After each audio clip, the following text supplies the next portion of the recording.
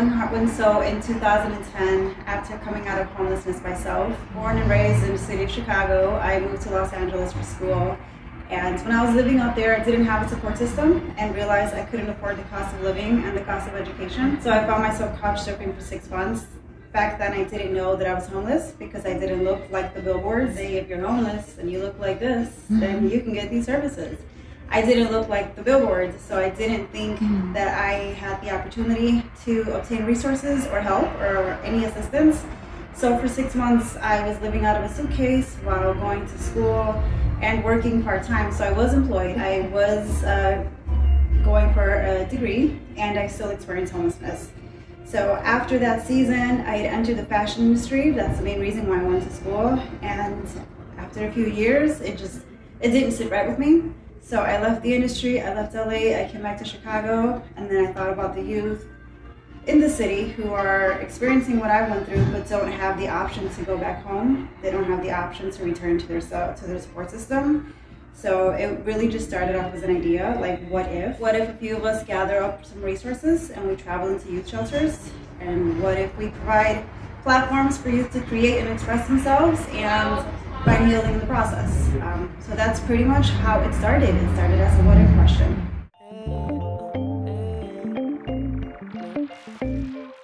It's been interesting being a Latina in Chicago.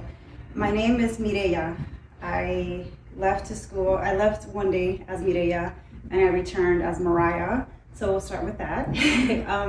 My teachers at the time couldn't pronounce my name, so over time I lost that piece of myself. Didn't know that I could correct it until I became an adult. So for X amount of years, I replied and responded to a name that really wasn't given to me. I'm first generation Mexican American, so my mother also didn't feel that she had the ability to teach me how to correct others, to respect, the way that I was brought up or raised. So it was very silent. That was most of my experience throughout the city of Chicago as a first generation Mexican American. We moved around a lot. Growing up, raised by a single parent, but we found our roots in Rogers Park, and then in Rogers Park is where I learned is like the melting pot of different races, ethnicities, and anything you can think of was just merged into Rogers Park. So that's the beauty of the upbringing for me, is that I was quickly, after traveling so much, I was quickly connected with individuals who loved like me but didn't look like me. And then that became my experience of how to love others and treat others, whether we look alike, have the same beliefs or not. My passion, my personal passion, has always been to provide investments, opportunities, conversation spaces for the Black and Brown community, more specifically the Black and Brown youth. In starting the work with homelessness, I learned over time that the numbers are completely off balance. The number of individuals, youth who are experiencing homelessness, Black and Brown up here, other race down here. So it was really challenging at first to figure out how to not go into the space and feel so sorry for individuals. So I changed my perspective and thanked them for their vulnerability, thanked them for their time, thanked them for the space. And it no longer became a time or a season of, oh my gosh, it's so sad. It became a time and season of, we're gonna go in there, we're gonna have a great time, we're gonna bring some energy, we're bringing all these volunteers. It became a time of celebration. So for me, for One Heart, One Soul, for the vision, for the team, for us as a whole, it's really just about celebrating individuals. We don't focus on the sorrow and the sadness, we focus on the strength and the possibilities of the future. So for us, it's a lot to invest in the Black and Brown community, especially the Black and Brown youth. Teaching individuals, youth, how to step into their calling, how to stand tall, how to keep their chin up, how to look forward at all times, how to hold on to their dignity, and how to empower them to know that if they need to correct others, they have the ability to do that. Mostly because of my experience, I didn't know that I could correct others, but in a respectful manner. So for us, we've traveled across the city of Chicago. We've been in Bronzeville, we've been in Garfield Park, we've been in Logan Square, we've been in Pilsen. We've literally traveled across the city of Chicago. We've never had a headquarters space until we got here. It was always really important for us to be able to pack up our stuff in a suitcase and travel wherever we needed to be. So for us, serving the Black and brown community, more specifically Black and brown youth, is meeting them where they're at and leaving our expectations at the door, but being able to be present and consistent and just empower the individuals. So my personal preference, what I believe makes a Chicago neighborhood unique is the way that the community responds as a whole. How they respond as a whole for the way that the world is in reality versus a small, centered perspective of one's individual life. Logan Square and Avondale, I spent a lot of time in Bronzeville as well. These communities have learned, not learned, but just they come together. They come together to help other people. They come together to help themselves, to empower themselves, to empower others, to get connected and to give back. Just seems like what makes a community unique is recognizing that we're all connected to a bigger piece, and we all play a vital part in that piece to make a greater impact. When we lose those small pieces, we lose a greater impact. And you can tell in some areas where that's happening because there's no actual connection for the greater vision. I think this community especially recognizes that. Recognize the importance of all of us coming together and everything and everyone having a reason for existing. And that's a unique space. Yeah, as Monarch, we've been here for 6 years, from across the street to here, and we love the community, we love the people. It is changing, but even with the way that it's changing, the new people who are here to the area are very supportive of the vision. They are very engaged, very connected, and very, how can I help? So it's nice to see that that the presence and the work still continues.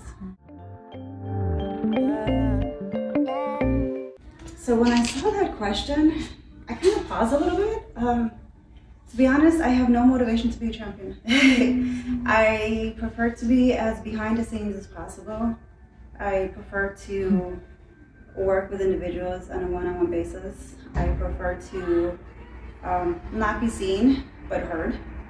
Not be seen, but felt. And for me, if I end up being a champion of any community, I think that's awesome. But most importantly, if my work is not effective, then I shouldn't be there. So I really have no desire to be a champion of any community. I just desire for the work to be felt and seen and individuals to be impacted. And if that happens with me being way back there, I'm totally okay with that. With or without a presence, the work still exists. And really that's my focus at the end of the day. I don't aspire to be anything other than myself in the present, but more importantly, just making sure that the impact continues. Without that, all of this is irrelevant. The ultimate goal is growth. Whatever that looks like for the individual is growth. I think as a society, we have put a lot of time and energy trying to dictate what growth looks like, or the definition of growth, where growth for one person can just be sharing their story about being abused in foster care system. That's growth. Whereas another person could, get the promotion that they've been striving to get for the last 5 years. Completely different impact. One is financial, one is emotional. Either way, they're both growing. For me, it's really just the vision and the growth of One Heart, One Soul is that we continue to provide platform for individuals to grow, however that looks like, spiritually, emotionally, physically, financially. We have the retail program that is now going to start hitting on the financial growth aspects for youth and homelessness. The art here is for the mental wellness growth portion. The store itself, everything is just, it's growth. So the big picture is just to be of service for individuals to grow into how they feel they need to grow. I think a lot about nature. So I'm personally really connected to nature. If you think about plants, and more specifically, I'm addicted to trees. But watching the trees and fall season, everything withers away. Winter season, everything disappears. But really in the roots during winter season is when things are starting to develop. Come spring season, new life begins again. And it starts all over again. That's just a cycle of life for them, which is also for us. So if we just kind of watch the way nature does what nature does, I think it would be a lot easier to make it through life and understand how simple it is to be involved, to be supportive, and to be patient. We can learn a lot by trees. It's the roots. The roots is where it's at. Like if we can just focus on strengthening the roots, everything else will take its course as it should be. We don't play, even when it comes to our art workshops, like we don't go into spaces and say, hey, today we're going to teach you how to draw a square. Like we don't even do that. We go into the spaces and we engage in conversation. All right, how are you feeling today? What color are you feeling today? Red, cool. What color are you feeling like? Yellow, cool. All right, let's talk about these colors. If these colors were important to you, why are they important to you? How can you relate to these colors if you look in the outside world? Like it's really just about conversation and being simple about it.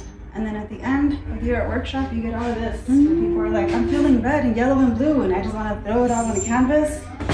And then freedom happens. Really. So it's the power of arts, is allowing yourself to be vulnerable. So we honor the individuals, we honor the youth that have created and will continue to create going forward, because it takes a lot to be vulnerable. The best take home is just being kind. I feel like we see it over social media and we see the hashtags, and it has become like just a cliche word, but my hope is that individuals can really just dive into the concept of being kind to others and to yourself, because we don't know what others are experiencing, because we don't know what the world is going through. The best thing we can do is smile and just be kind, and that really just goes a long way. I feel like everything we do here starts with kindness. And then from there, like trees, it grows on its own.